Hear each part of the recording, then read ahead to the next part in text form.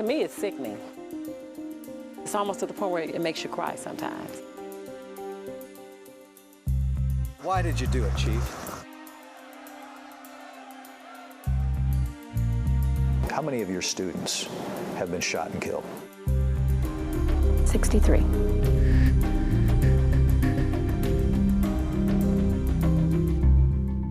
A half-century ago, East St. Louis was an all-American city. Today, it's one of the most depressed and violent cities in the country. Prosecutors call it America's war zone. I've spent nearly a decade there investigating the school district, police, and politicians.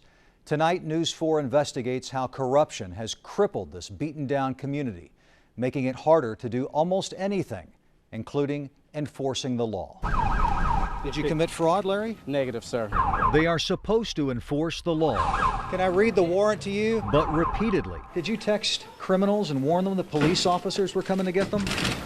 Police in East St. Louis and the villages surrounding. Sir, can you talk about the allegations against you? Have been charged with committing serious crimes in the line of duty. Mr. Halter, why were you arrested today? I don't know. You don't know. Well, here's your complaint. Why don't you read the criminal complaint? It might have been for sucking your Excuse me? Many of them have bounced from one small-town police department to another, often getting hired because of their connections to a chief or more prominent politicians who are either corrupt or conveniently choose to ignore complaints about their favored cops. Either way, the process of law enforcement is corrupted. We're trying to keep the neighborhood safe. 4 years ago, then East St. Louis Police Chief Michael Baxton showed us how his officers were reducing crime in the city by cracking down on hotspots where they often found illegal drugs, piles of cash, and loaded guns. The key is what? The key is visibility, deterrent, contact with the public. It sounded good, but months later, our investigation revealed many reasons why the department lacked credibility in the communities it served. Our review of court documents showed that 1 out of every 4 East St. Louis officers had criminal arrest records. 4 were convicted of battery or assault. Even Chief Baxton had a mugshot. Chief, I'm asking you if you can explain why you are in this mugshot. I can't explain it. The state's attorney at the time, Bob Haida, told me that he had identified 15 current and former East St. Louis police officers who lacked the credibility needed to be an essential witness in criminal cases. In each case, he told East St. Louis officials in writing about the officers in question. Most of them were still on the police force, actively investigating criminal cases.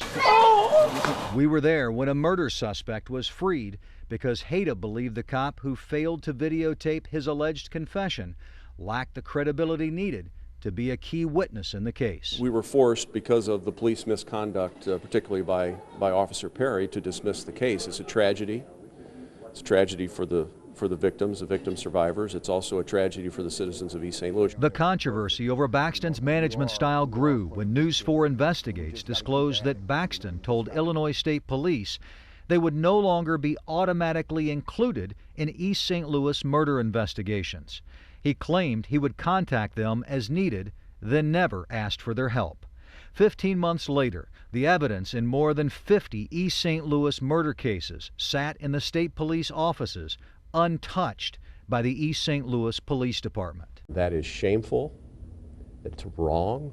It needs to be addressed immediately. It's a disgrace. Annette Bowers, the mother of 25-year-old murder victim Larry Bowers, learned that the evidence in her son's case was still stored at state police offices in Collinsville and had apparently not been reviewed by East St. Louis cops for at least 15 months. You letting murderers walk around in your city and it's sitting in a vault? What if it had been your child that was shot twice in his chest, that was cursed and left to die on the street? Shortly after we exposed Baxton's decision on state police involvement, he bowed to pressure and invited state police to assist with all homicide investigations. But the credibility problems went much deeper than just Chief Baxton and some of his cops. We're going to make sure that everybody we hire has a clean record. Back then, Anthony Tarvin was the chair of the East St. Louis Police and Fire Board. Our investigation also revealed that Tarvin had been accused of aggravated assault, and battery in 6 different incidents during the previous 2 decades. He was not convicted in any of those cases. You are on the Police and Fire Board. Do you think that your record should disqualify you from that position? It hasn't. Not long after our reports, Tarvin and Baxton both resigned, even though East St. Louis Mayor Alvin Parks continued to support them. Chief Baxton. Yes, sir. Baxton became the police chief in Allerton, a small village just south of East St. Louis. He had hired his son Michael Jr. as a cop in East St. Louis. He hired him again in Allerton, and this time made him chief of detectives. In Allerton, 2 women accused Baxton Jr. of violating their civil rights and roughing them up physically during police investigations. I got slammed on the hood of his police car several times. So he was actually dragging her across the gravel. Yes, out of her clothes. Out of her clothes? Yes, She was naked. out of her shirt, naked. They also accused his father, the police chief, of failing to properly investigate those complaints. So per my department policy and procedure, I'm not allowed to speak with you. You have to speak with the chief of police. In Allerton, village leaders may proclaim Jesus as Lord, but criminals ran the government, so public officials are often cut a lot of slack. Last year, our investigation found the city administrator and public works director were both convicted felons who had recently served time in prison. Mr. Halter, you're accused of a very serious crime in this criminal complaint. Can you address this? Now, Allerton Public Safety Director Harry Halter is facing a charge of official misconduct. He also owns a tow lot that got the city's impounded vehicles and was widely accused of charging the vehicle's owners ridiculously high storage fees. The men, women, and children that live in these struggling neighborhoods deserve credible law enforcement. We can't break the cycle of poverty. We can't break the cycle of violence. We can't give these kids some kind of chance at a future if there is no public safety. No comment. None of that bothered Allerton Mayor Randy McCallum, who repeatedly supported the public officials who were investigated, charged, and in some cases convicted of crimes. But that's not surprising. Allerton's tolerance of official misconduct goes back decades. The people here loves me. They come by to see me, they call me. They wish I was mayor. Callie Mobley became mayor of Allerton in 1981, serving 19 years in office. After she became mayor, her husband Jimmy got promoted to run the streets department. Federal prosecutors allege the couple stole more than $240,000 in cash and services from the poverty-stricken village. Ms. Mobley was convicted of tax evasion and served 2 years in prison. I think corruption is a big problem. How do you define corruption? What is corruption? I guess I'm going to use your word that you said, crook. And I didn't like the sound of it, but it's true. I think that we as a people that goes into things like that, I think that we think that maybe we can get away with something. I never wanted to get away with anything. I mean, once they say, you did this and you did that. Up until that point, you were getting away with it. But I always felt bad. You felt bad while you were getting away with it. Yeah. But you kept doing it. I know. So you couldn't have felt too badly. I felt bad. Her story is a lesson of the poor bowing to temptation. Mobley says when she first became mayor, she was making only $600 a month. Then, because she had access to more money and power than she ever imagined, she essentially got the keys to her own kingdom, and she quickly abused the privilege. Because you were breaking the law, you were able to get a better quality of life. But it was wrong. It was wrong. No one would excuse it. No. But you were and able I would to buy. Want them to. But you were able to buy nicer clothes. Yeah. You were able to buy a nicer car, right? Right. Probably nicer furniture. All those things because you were a crook. That's what you said. You got to change that name. But is that right? You get the dictionary, you're going to find another word for that. But yeah, you're right. But in fairness, you were a crook. Yeah. And it's hard to accept that. I don't like the terminology, but you were right. You're right. Others followed her example and also paid the price. Early this year, federal agents raided the home of then-Mayor Randy McCallum, who eventually pleaded guilty to stealing $1,000 from the village and attempting to deal crack cocaine. Just a few months after we confirmed Chief Baxton's 30-year-old felony convictions, he was caught in a federal sting operation after stealing what he thought was police evidence. A few months after what was then a still secret sting, East St. Louis rehired Baxton as police chief. 7 weeks later, Baxton pleaded guilty to theft and lying to federal agents. Do you feel like you made a bad decision when you hired Michael Baxton? No. We interviewed East St. Louis Mayor Alvin Parks the day after Baxton pleaded guilty. Mayor, you have to know how this looks on the city of East St. Louis.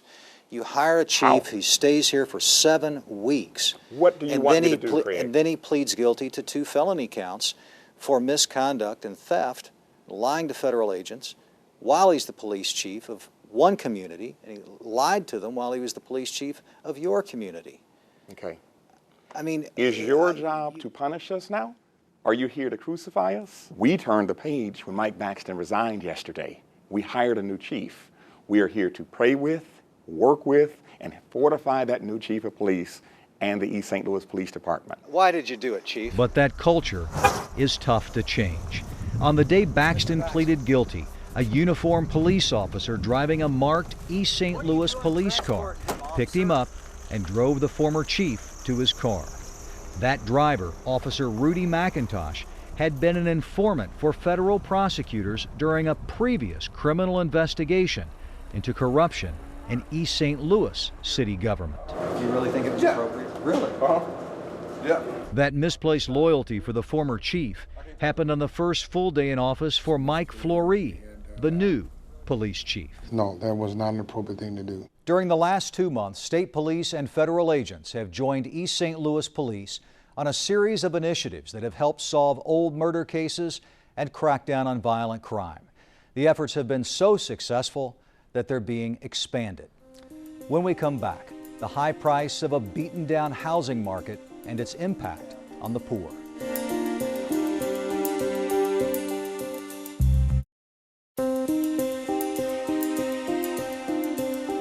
The collapse of the East St. Louis area weakened a housing market that's been dominated by slumlords and out-of-town speculators.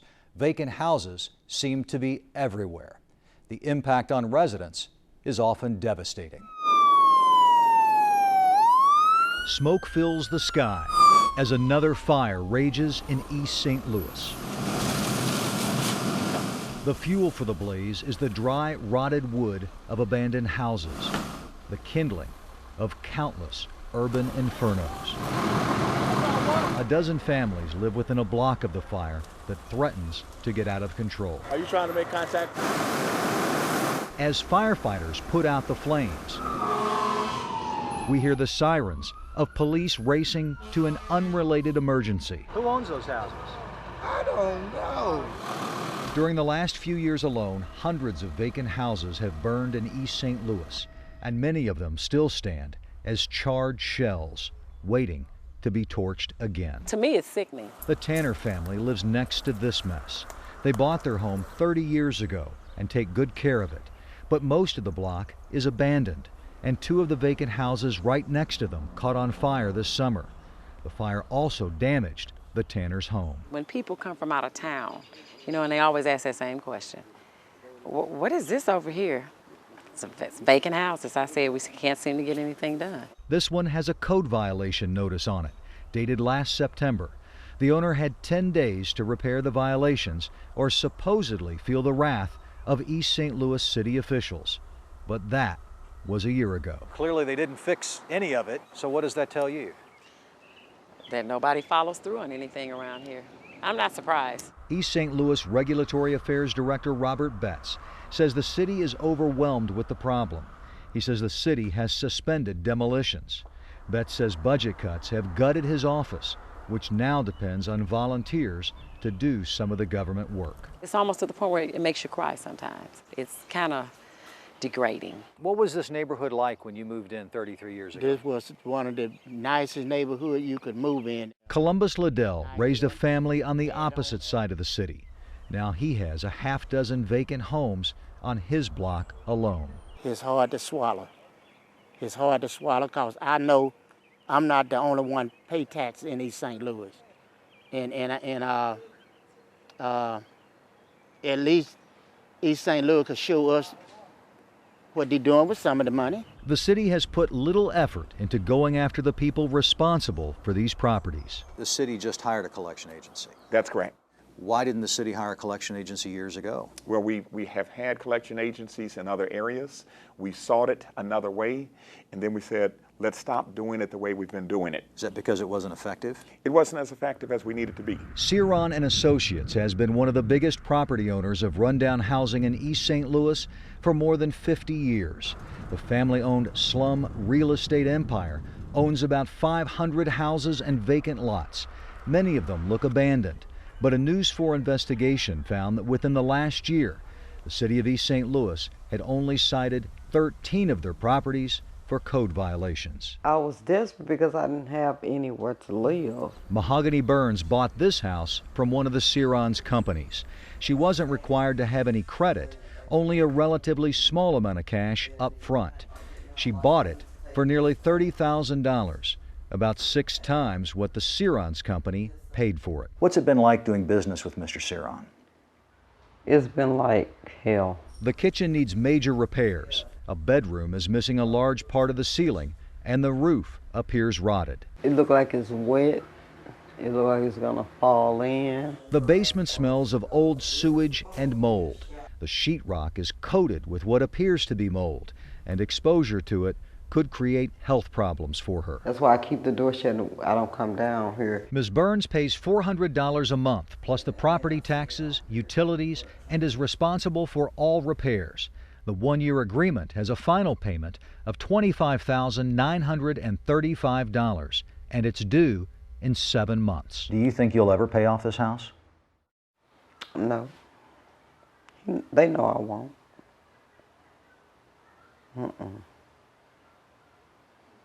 It must be hard. It is. Because, you know, they prey on low-income people. They think they're getting a deal. Over the last 4 years, we've interviewed other people who misunderstood their contracts with Ceron and Associates and realized too late that they got a lousy deal. The impact of that news was often heartbreaking. I don't think there's any other way to put it except that it's predatory. Brendan Roediger, an attorney at the St. Louis University Legal Clinic, is suing more than a dozen companies based out of the offices of Ceron and Associates for repeatedly violating housing ordinances. What we're asking for is injunctive relief requiring that he actually get these properties up to code, and obviously damages for our clients who have had to live in houses that, quite frankly, you or I would never live in. The county assessor has appraised Ms. Burns' house for $61,000. That's 12 times more than what Ceron paid for it. Since Ms. Burns pays the property taxes, the seemingly unfair appraisal costs her even more money. Any improvements she makes to the home will also benefit the Cerons, since it's unlikely she'll come up with the cash needed to pay off the loan, and the Cerons will remain the owners.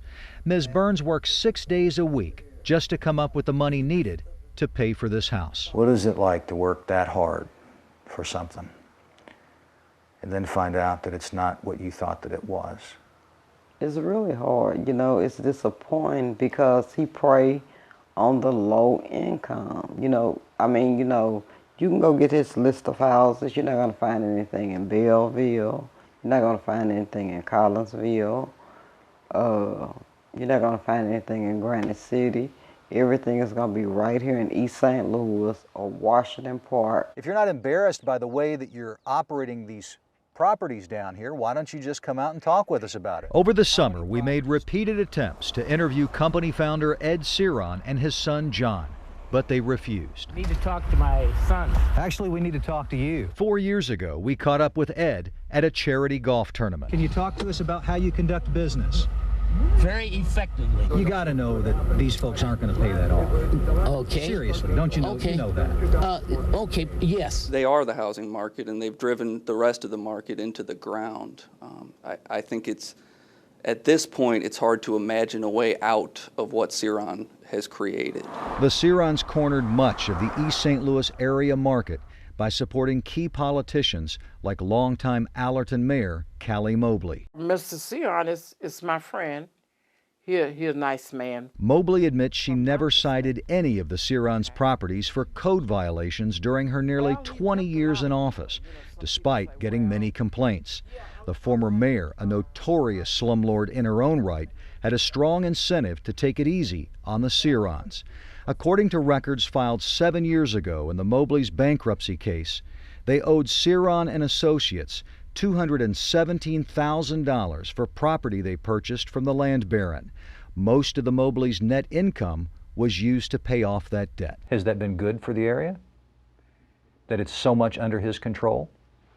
I think it's been, you know, when you look at a small area like this, I think it's been good for it because there's people that, like I said, could not afford to go to the bank or to maybe other real estates and say, well, look, I got $500, I want to put it down on, they don't have the credit, and you know what I'm saying. And I just want to be fair. To use her words, to be fair, it's impossible to understand the deeper impact of the Ciron influence unless you examine the role of vacant house fires in the East St. Louis area.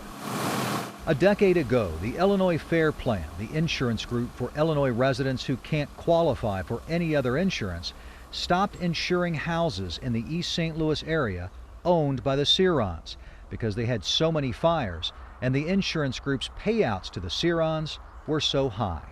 That means residents who live in Ciron homes can't get fire insurance either. Apparently you did admit that your properties have an unusually high number of fires. Numbers speak for themselves. Do we have a lot of losses? Certainly. Do we evict people that don't pay? Yes, sir. Do some of them have fires that just happened? Yes, sir.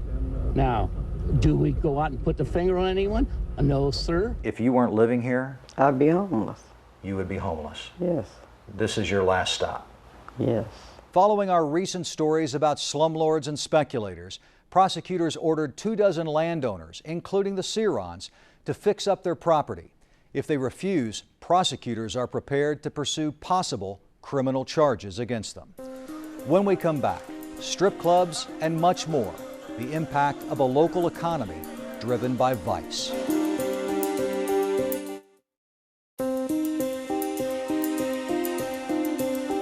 Strip clubs, food marts charged with selling illegal synthetic drugs, and overnight nightclubs with histories of violence. Those are usually the kind of businesses most people don't want in their communities, but many East St. Louis area politicians have embraced them. Friday night in the Hustler Club. The multi-million-dollar operation is part of the biggest industry in Washington Park, a poor village just north of East St. Louis. There are 10 strip clubs here, one for every 500 residents. The community has embraced us, and specifically the leaders of this community. A decade ago, then Washington Park Mayor Sherman Sorrell and his wife joined Hustler founder Larry Flint for a ribbon-cutting ceremony to mark the club's grand opening. 2 months before that ribbon cutting, campaign finance records show the mayor received political contributions of $7,000 from the club that changed its name to Hustler. It was by far his largest campaign contributions. Sorrell declined to be interviewed for this program. Well, why would we want to be anywhere else? Inside Hustler, virtually all the employees and customers are white. There's plenty of money, and no one feels neglected. Outside the club, nearly all of the residents are black, many of them are poor, and the village looks largely abandoned. Since the Hustler ribbon cutting, Washington Park has filed for bankruptcy twice. Gambling, strip clubs, and convenient marts and other businesses selling booze seem to drive much of the economy in the East St. Louis area. Some nightclubs stay open until 6 a.m. I think, to be honest, those are the people that are willing to come here to invest. Vicki Forby is the executive director of Emerson Park Development, an East St. Louis nonprofit that runs a job training program, a charter school, and has partnered on the development of hundreds of housing units. Investors are always looking for a return on their investment, and rightly so. And I think that they are afraid to make the investment and take the risk here. Emerson Park's biggest project was Parsons Place, a partnership with developer McCormick Barron Salazar. Built a decade ago next to the light rail line, Parsons Place now has nearly 400 apartments and a dozen homes. Despite being in a community decimated by poverty, corruption, and violence, Parsons Place inspired a second successful development next to it. Is there a lot of violence? Yes. Do I focus on that? No. Do I focus on the corruption? No. Do I focus on the negative? No. If I did all of those things, I'd be like those investors and I'd leave. There are serious investors in East St. Louis, but many of them aren't serious about developing their property. A News 4 investigation found that much of the vacant land and housing is owned by speculators who don't live in East St. Louis. One by one, some of the worst looking real estate in St. Clair County is sold to the highest bidder. This auction features property taken from previous owners who didn't pay their taxes. 5 years ago, we watched as two guys from the Chicago area bought land in East St. Louis at a faster rate than anyone could remember. Now the three companies based out of this small home in Skokie, Illinois, own nearly 800 pieces of property, hundreds more than the next largest private landowner. The area looks pretty good right now. A.J. Baba, who refused to name his investors during our interview 5 years ago, was the only publicly identified company official. He admitted that he planned to do nothing with the property. You know what the problem with a lot of the stuff that goes on? Sometimes you build something, they destroy it. You gotta wait for some positive aspect. Speculators have also tied up much of the property on the underdeveloped East St. Louis riverfront, possibly the most prized land in the Metro East. Although city leaders have often talked about ambitious plans for this area, those plans often failed partly because there was never a unanimous agreement on how to develop it. Sometimes it feels like it's a fight to make things happen. In other words, East St. Louis is often its own worst enemy, and it's been like that for a very long time. Nearly a century ago, the city was the scene of the worst race riot in American history. Perhaps as many as 200 blacks were killed. Thousands were left homeless as whites attacked African Americans for taking jobs they felt belonged to them. During the first 30 years after World War II, the East St. Louis area lost tens of thousands of jobs as employers moved to less expensive places to conduct business. And in the late 60s, 70s, and 80s, thousands of whites left for the suburbs. Why do you think it changed? Oh, no, I couldn't explain that to you. I would like to know that myself, why they all ran away. The white people? They all ran away. How long did it take the white people to leave? You know, I can't think, not too many years. They didn't stay, they left. Helen Lewis was the first black woman in her Washington Park neighborhood. I think they didn't want to live around us. Did you see white people leaving when there was only 1 or 2 black people here? Or did it take more black people to come to the neighborhood before the white people left? Well, when the more black people come in, they left. That's when the white people left.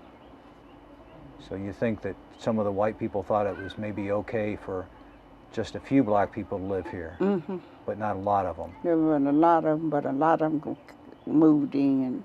And when more black people moved in, then more white people left. And more white people left. How did that make you feel when that happened? Yeah, it was kind of crucial. Did it hurt? A little bit. The so-called white flight left a deep wound for many blacks left behind, but thousands of blacks also moved out of East St. Louis and the surrounding villages. People chase the money. Chase the money, absolutely. And if they could move out and get a better job and buy a better house and put their kids in a better school district, in most cases, didn't they do it? Wouldn't you? Absolutely. Yeah. I think that people are human, and they are going to do what is best for their self-interest first. And I think that's what happened. Now, according to the latest census figures, 98% of the people living in the East St. Louis area are black. 4 out of 10 East St. Louisans live in poverty, more than triple the state average. Residents here are far less likely to have graduated from college and far more likely to be unemployed. Repeated scandals and criminal prosecutions of public officials have prompted even less confidence among investors who might be willing to conduct business here. Somewhere we have lost our way when it comes to black leadership in East St. Louis. Retired nurse Phyllis McReynolds says 6 generations of her family have lived in East St. Louis. She still lives in the city and is a leader at Mount Zion Missionary Baptist, one of the oldest and most active churches in East St. Louis.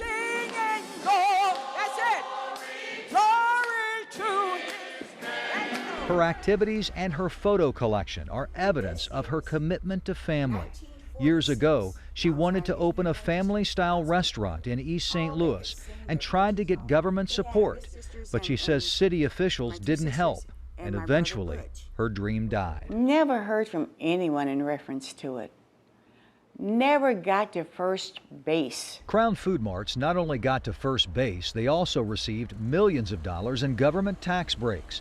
During repeated visits to those businesses, we noticed that the overwhelming majority of employees are men of Middle Eastern descent, just like the owner, who lives in the $700,000 home in West St. Louis County. How many Arabs do you know live in East St. Louis? And yet they own the businesses. The people who own the businesses don't spend their money in East St. Louis. They take it back to where they live. And then we are allowed to just fall apart. East St. Louis no longer allows clubs to stay open past 3 a.m., even though the mayor thinks that's a mistake. Mayor Parks insists that the Casino Queen and the Crown Food Marts have been great investments for the city because they produce millions of dollars in revenue every year.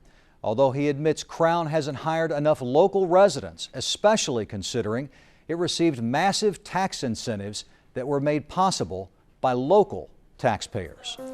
When we come back, a look at some possible solutions to the enormous challenges in East St. Louis.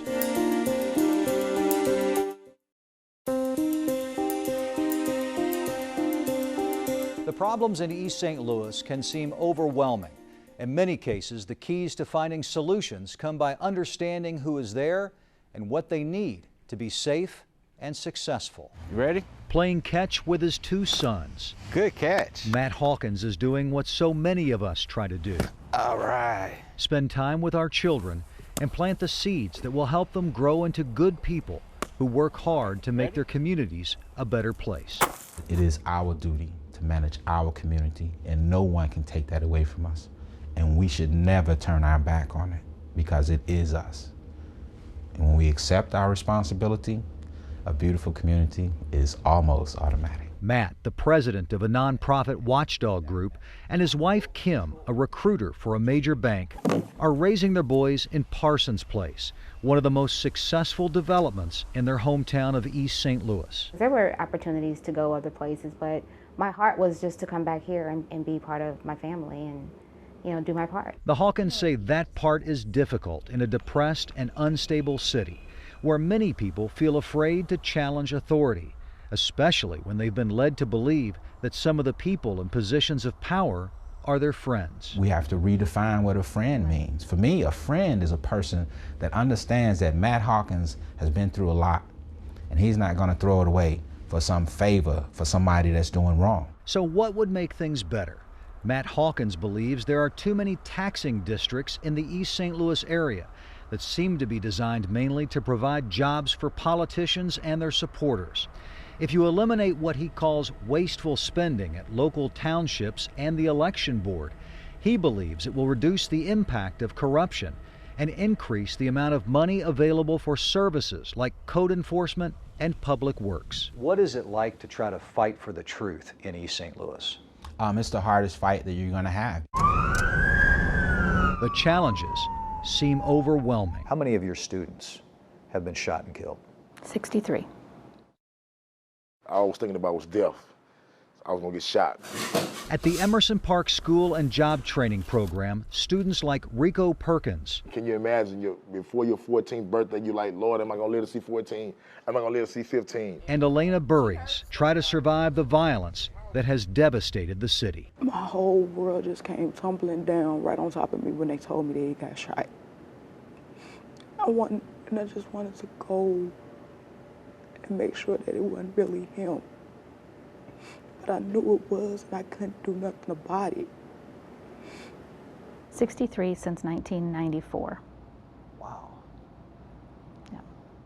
Emerson Park's executive director, Vicki Forby, works with young adult students, many of them committed to turning their lives around and giving back to the community, but often finding little opportunity to work in the city and help rebuild it. I think people have done what they had to do to survive, and I think people will do that in any part of this world. And at times, it's a seemingly impossible task. What was it like to look over your shoulder all the time?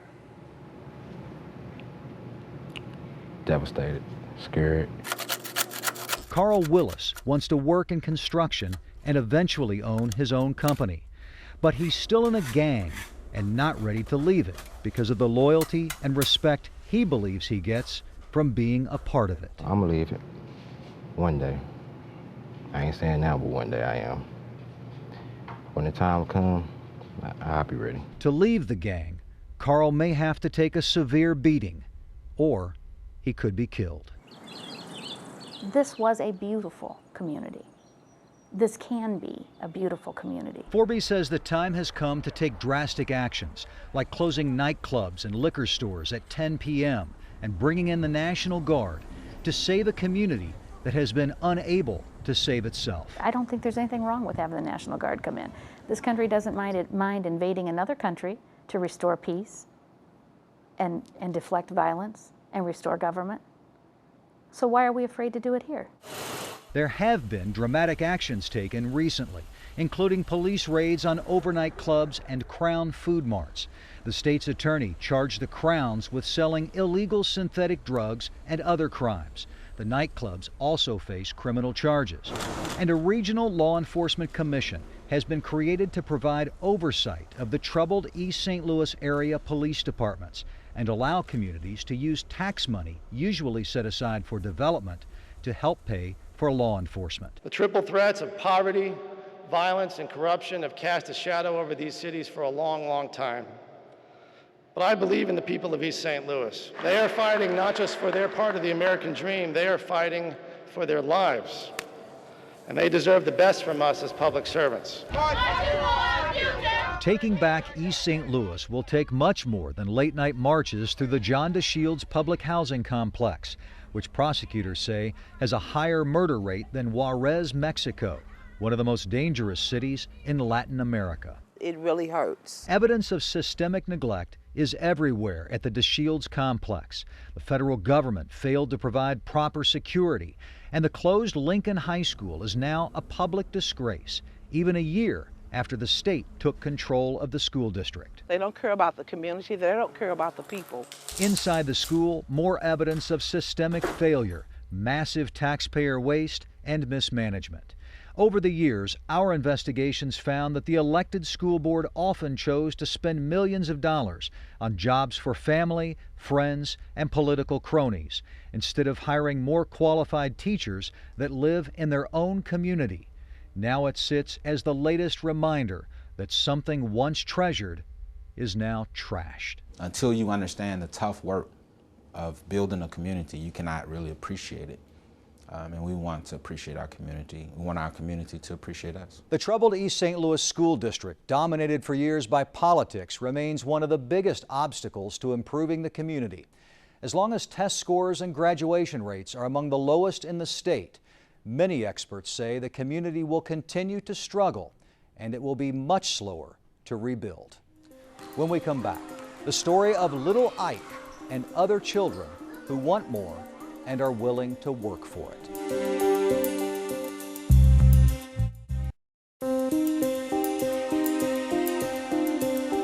One of my favorite places on earth is an old brick building on the corner of 6th and Summit in East St. Louis. That's where you'll find the Christian Activity Center. I served on the center's board of directors for 5 years and was even the president. But that was a long time ago, and it's not why we're telling the center's story. You see, I've seen dramatic impact that the CAC has had on hundreds of children, and tonight you will too. 8-year-old Ike Packer loves to laugh, especially at me. You know what I'm really afraid of? I'm afraid of spiders. We met little Ike, as he's called, at the Christian Activity Center, one of the safest places in one of the most dangerous neighborhoods in East St. Louis.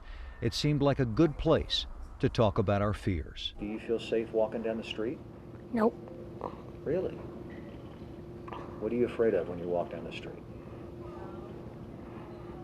Scared of people chasing me.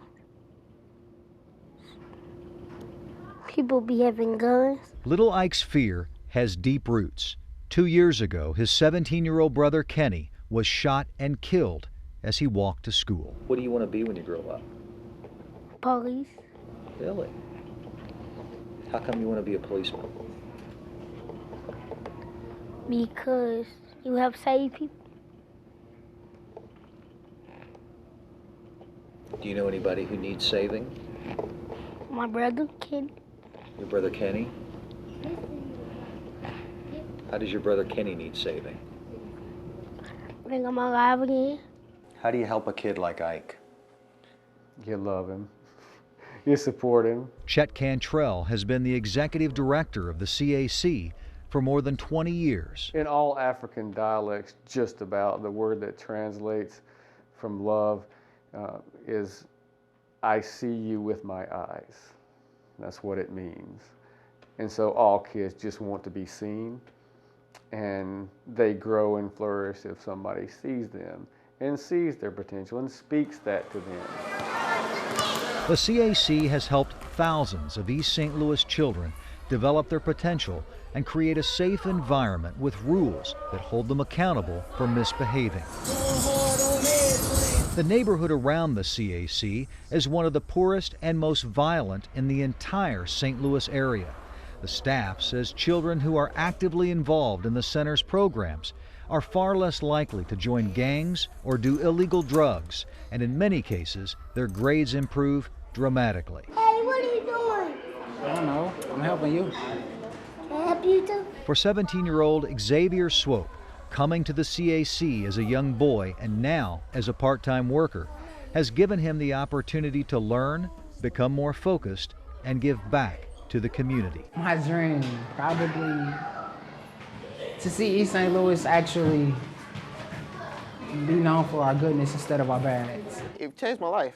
It really did. Michael Payne, a former CAC kid, helped launch the center's computer lab more than a decade ago. Now he's planning to pursue a PhD in computer science, focusing on facial recognition programs that could help businesses and law enforcement. After getting his doctorate, he'd like to open a network security business in East St. Louis, possibly training and hiring East St. Louis residents. People need mentors. Whenever you're trying to do something or get somewhere, you need somebody that's been there or at least knows how to get there to be able to help you. I believe I can fly. According to the center, children who attend at least 3 days a week have a 97% high school graduation rate, more than double the citywide average. And after graduation, 3 out of 4 CAC kids attend college or a trade school. That's almost 6 times the average for the city as a whole. Michael Payne is only one of many success stories. I know there's issues, but I try not to see the issues. I try to see how to fix them. You know, a lot of times people go and they see things, well, it's just bad, and it's just bad, and this is wrong, and that is wrong, you know. But, you know, what are you actually trying to do to help? It's the kind of environment designed to support the hardworking families caring for kids like little Ike. Ike told me he feels safe here. Yeah. And that he doesn't always feel safe when he leaves here. And that's tragic. No kid should be afraid. Is that little Ike? We told East St. Louis Police Chief Michael Fleury about little Ike. I heard you want to be a police officer.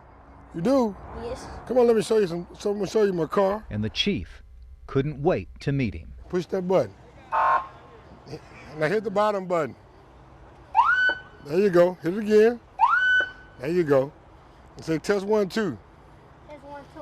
There you go. We all have dreams. You remind me when I was little too. You look just like me. It's too late for little Ike's big brother. So you can be whoever you want to be. Whether it's a police or astronaut or whatever you want to be, you can be it. But it's not too late. Give me a hug there, buddy. For little Ike. Our job is to do what we can to let little Ike be somebody one day. He can be whoever he wants to be.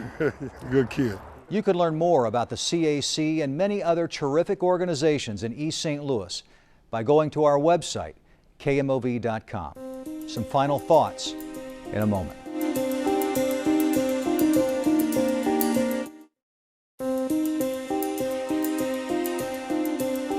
Corruption isn't new in East St. Louis. It began many decades ago with crooked white politicians and businessmen. But today, East St. Louis is less than half the size it used to be. And in a community this depressed, corruption takes a much heavier toll. There are no simple answers to the massive problems in East St. Louis, but it will take bold actions that hold people accountable, but still see the dignity and goodness in residents who have never given up. Something that's easy to do when you live in America's war zone. I'm Craig Cheatham. For all of us at News 4, thanks for watching.